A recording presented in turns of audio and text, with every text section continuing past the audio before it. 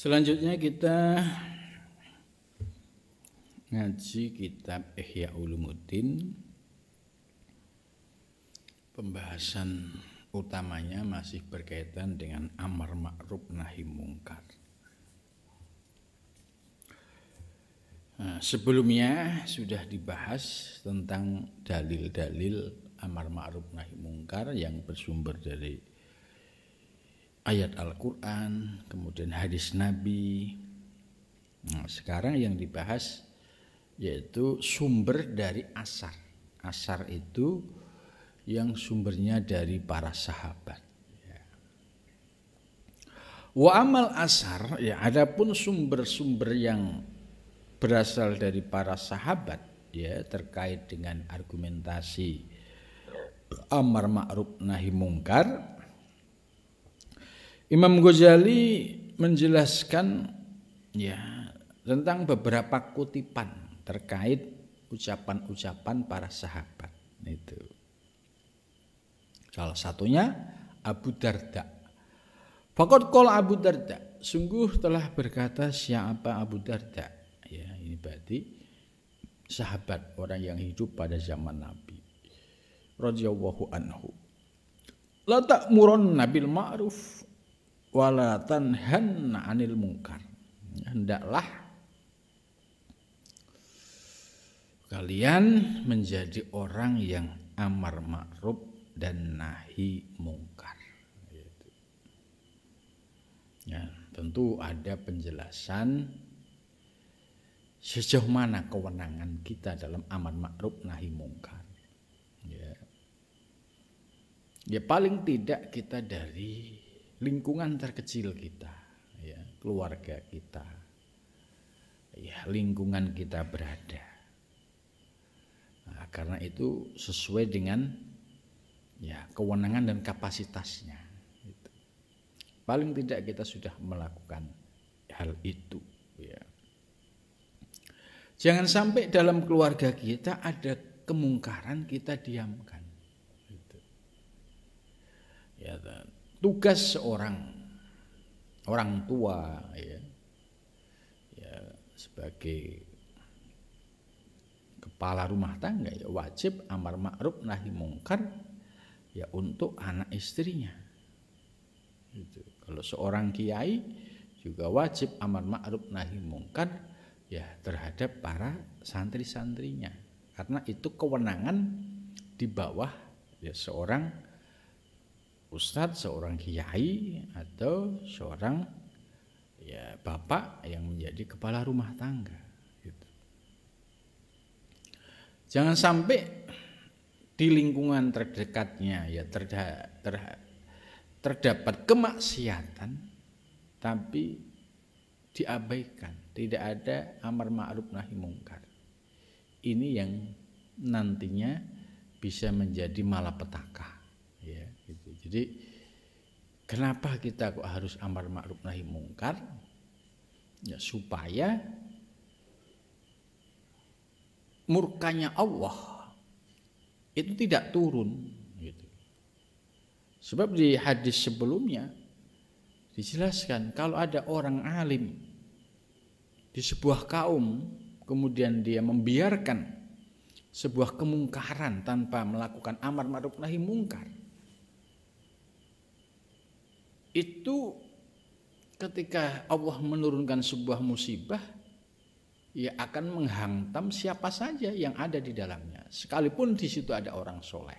Itu kemarin di pembahasan amar ma'ruf nahi mungkar yang bersumber dari hadis itu Nabi ditanya, bagaimana ya Rasul kalau di sebuah kaum itu ada orang soleh gitu.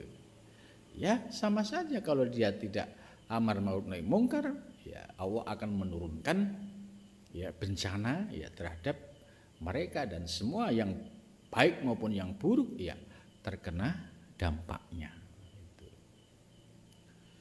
Nah, kalau kita melihat misalnya ya ada bencana alam, ya, gempa bumi, tsunami gitu. Apakah itu menjadi bagian dari tanda-tanda ya bahwa di situ ada sebuah kemungkaran, ya tentu kita bisa ya mencari info, mencari sumber berita itu, wilayah itu kenapa kok sampai terjadi seperti itu. Kalau dicek ya, diteliti secara lebih dekat itu pasti ada sesuatu ya, di mana di lokasi itu ya ada sebuah kemungkaran sehingga Allah menurunkan sebuah bencana. Nah, ini ya, pandangan dari aspek ya amar ma'ruf nahi mungkar. Gitu. Nah, pasti bisa dicek ya kalau sesuatu daerah misalkan kok terjadi bencana, nah itu bisa dicek apakah benar di situ ada kemungkaran. Gitu. Kalau ada berarti apa yang disampaikan hadis Nabi benar. Gitu. Karena di dalam Al-Quran juga sudah dijelaskan, aku tidak mungkin menyiksa sebuah kaum wa anta fihim, ketika di situ ada orang soleh ya, yang sudah melakukan amar ma'ruf nahi mungkar. Gitu.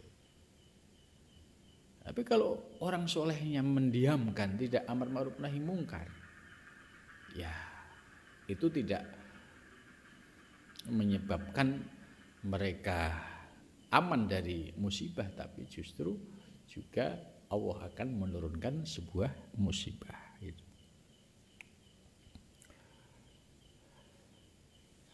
Kalau orang tidak mau amar ma'ruf nahi mungkar, ujian berikutnya adalah aula yusollitan tonna, atau Allah hendak mengirimkan sebuah penguasa alaikum atasmu sultanan, yaitu penguasa zoliman yang dolim. Itu. Jadi kalau orang tidak mau amar ma'ruf nahi mungkar, ujian lainnya yaitu Allah akan mengirimkan penguasa yang dolim.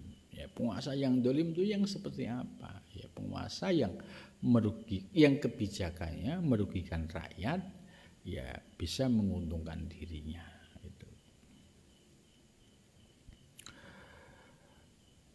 Kemudian selanjutnya, di sini ada lanjutannya, la yajilu kabiruhum wa la yarhamu songgiruhum. Jadi kabiruhum, yakni orang-orang yang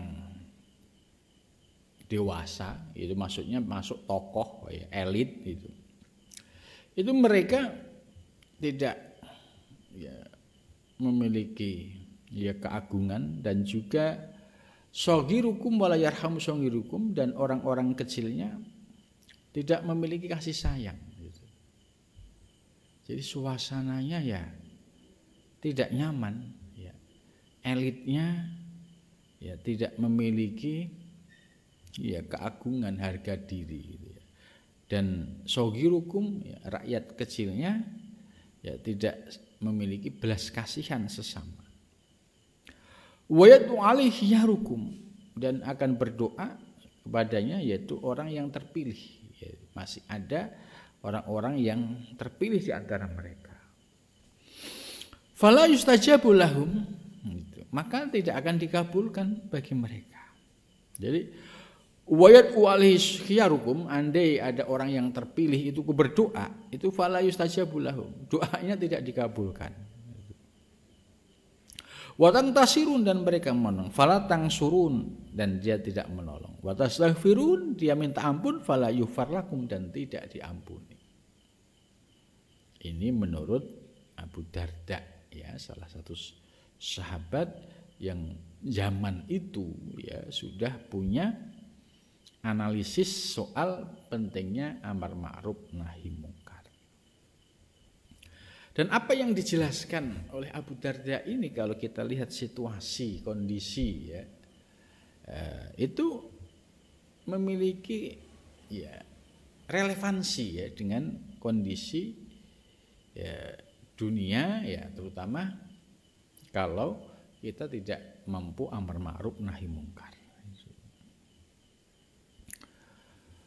Kemudian selanjutnya wasu'ilah Hudzaifah radhiyallahu anhu, Hudzaifah ditanya an mayyitil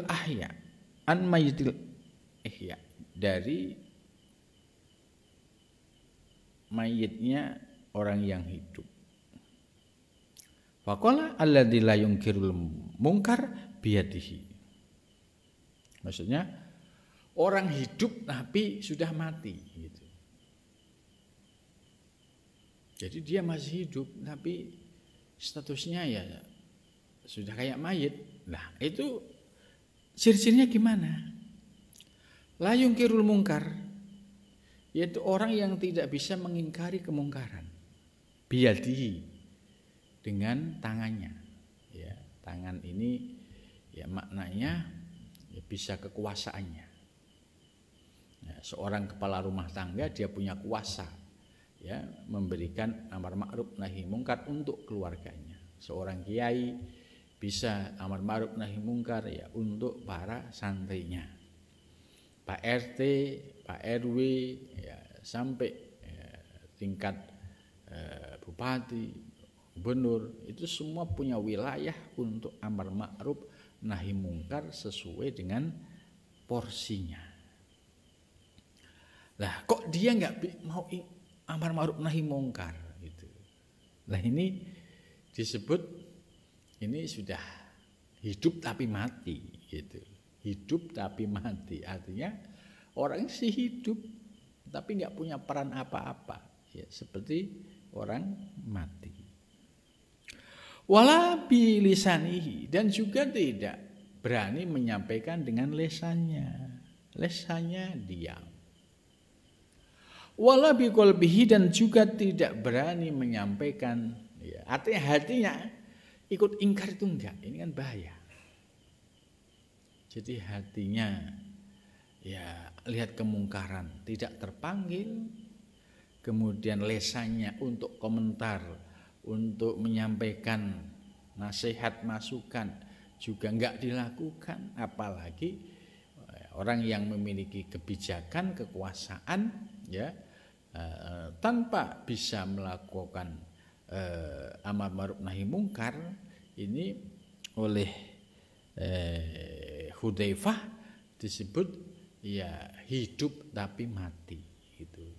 Hidup orangnya tapi mati ya perannya, tidak memiliki manfaat sama sekali gitu.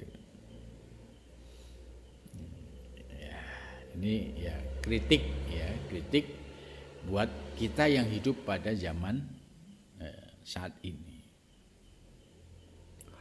Waqala Malik bin Dinar, dan berkata siapa Malik bin Dinar? Kana khubaru min ahbari Bani Israel yahsyur rijal wan nisa manjilatan yu'adzuhum wa yadkuruhum bi ayyamillah ya. Terus ya ini ada lagi waqala Hudzaifah. Ya, Hudzaifah ini kalimatnya bagus ya. Ya'ti alan nasi zamanun, ya'ti akan datang alan nasi pada manusia zamanun satu masa. Li'an takuna fihim jifatan khimar ahabbu ilaihim. Jadi suatu saat akan datang satu masa ya, bangkainya khimar ya, itu lebih dicintai kepadanya daripada min mukmin, dari orang mukmin, ya'murhum, yang memberikan perintah kepada mereka, wa yanhahum, dan memberikan larangan kepada mereka. Ya, ini apa yang disampaikan oleh Hudzaifah. Jadi suatu saat akan datang ya bangkainya khimar itu lebih disukai ya kepada mereka daripada orang mukmin yang memberikan perintah kepada mereka dan melarang kepada mereka. Itu.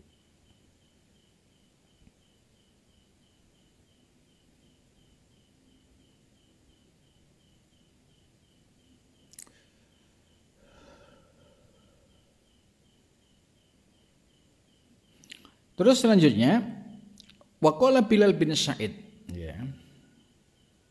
Innal maksiyata, sesungguhnya maksiat, idza ahfaita, apabila kamu sembunyikan, lam tadur, tidak bahaya. Jadi kalau seseorang melakukan kemaksiatan yang sifatnya sembunyi itu tidak bahaya. Ya, ila sahibiha, kecuali bahayanya ya kembali kepada orang yang melakukannya. Tapi faida a'lanta, dan apabila kamu umumkan, ya, walam tugoyir, dan tidak kamu rubah, adurta, maka kamu membuat bahaya, ya, bil amati, dengan orang banyak. Jadi kalau orang melakukan kemaksiatan dengan sembunyi, yaitu bahayanya untuk dirinya, yaitu dosa di hadapan Allah. Ini yang paling bahaya lagi, sudah melakukan dosa kemudian dipameri, ya, dipublis di sosmed. Ini lebih bahaya kepada masyarakat umum karena orang akan mengikuti, apalagi ini seorang tokoh, misalkan artis. Ya, ini pengaruhnya cukup bahaya, outdoor lebih bahaya karena orang akan mengikuti apa yang dia lakukan. Gitu. Maka ini ya apa yang disampaikan di sini ya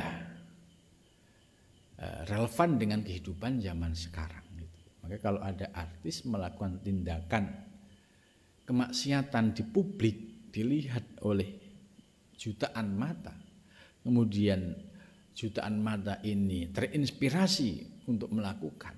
Nah ini bahayanya ya lebih besar. Itu, dan ini menjadi maksiat yang jariyah, maksiat yang mengalir dosanya. Ya, ini bahayanya kalau dia seorang ya selebritis atau tokoh, apalagi ini ya seorang tokoh agama misalkan. Ini tentu berdampak lebih berbahaya lagi. Gitu.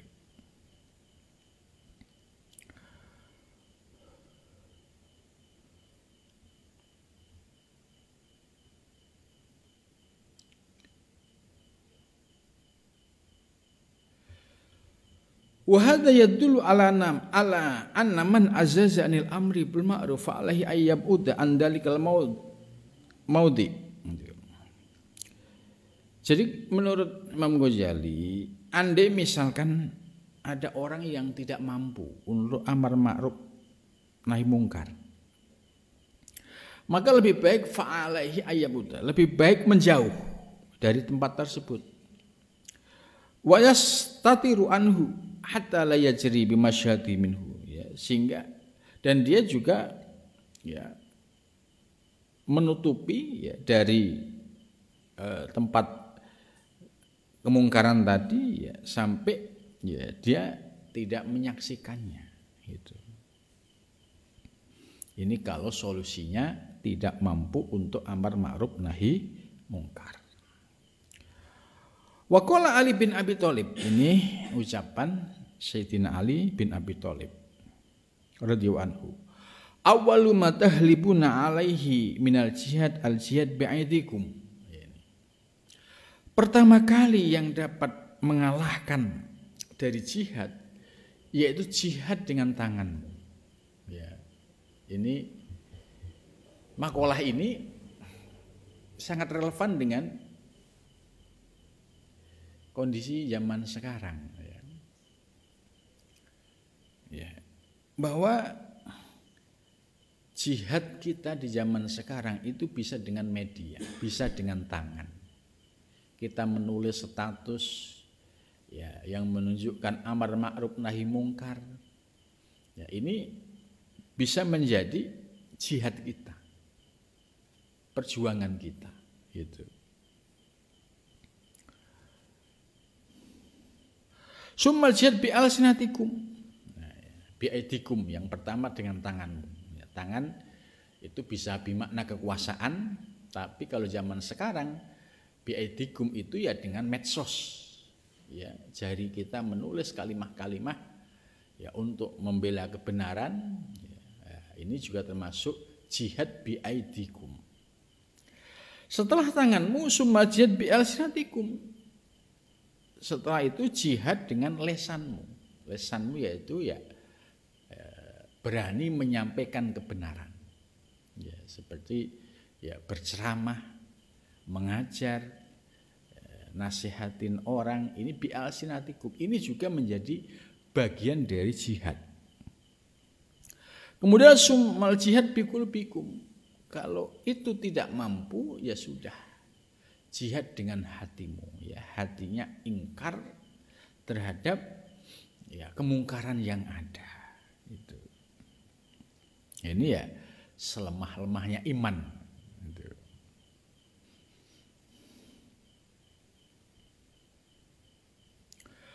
Fa idza lam ya'rif qalba al-ma'ruf wa lam yunkir al-munkar nakasa fajaru a'lahu wa asfalahu gitu. Jadi kalau dia tidak mengetahui ya kemudian dia tidak ingkar juga ya ini ya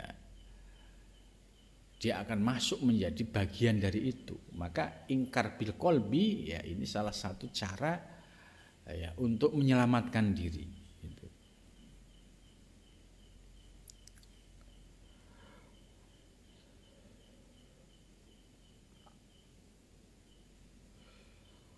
Maknahu annahu idza lam yaktir illa ala nafsihi, artinya kalau dia tidak mampu melakukan amar ma'ruf nahi mungkar kecuali untuk dirinya sendiri ya. Kemudian dia ingkar terhadap perilaku orang lain dengan hatinya, faqad ja'a bima huwa al-ghayah fi haqihi, maka dia telah melakukan satu tindakan yang sudah maksimal ya al-ghayah fi haqihi bagi hak dirinya. Karena sudah ingkar bil qalbi, karena untuk lesan nggak berani ya, untuk dengan tangan juga tidak berani, maka bil qalbi ini sebagai opsi terakhir.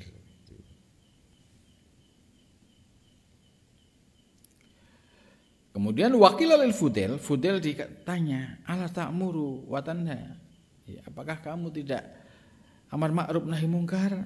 Faqala inna qauman amaru wa nahu fakafaru wa dzalika annahum lam yasbiru ala ma usibu wa qila li syauri ala ta'mur bil ma'ruf wa tanha 'anil munkar faqala idza asbas al bahru faman yaqdir ayaskurahu faqad dhahara bihandil adillah anal amru bil ma'ruf wan nahy 'anil munkar wajibun. Jadi kesimpulannya bahwa amar ma'ruf nahi mungkar itu wajib, wa anna fardahu la yasqutu al qudrah, dan fardunya tidak gugur yang disertai dengan kemampuan, illa biqiyamin qaimin bih, kecuali dengan melaksanakannya. Ini kesimpulan dari penjelasan dalam pembahasan amar ma'ruf nahi mungkar. Mudah-mudahan dari penjelasan ini kita mendapatkan ya tambahan ilmu ya bagaimana para sahabat terdahulu ya sudah memiliki pendapat tentang amar ma'ruf nahi mungkar. Bahkan di sini dijelaskan ya mulai dari tangan, kemudian lesan sampai ke hati. Ini sebagai bentuk yang dilakukan oleh para sahabat dalam melakukan amar ma'ruf nahi mungkar. Dan ini tetap relevan dengan kehidupan di zaman sekarang. Kita cukup sampai di sini, kita lanjut.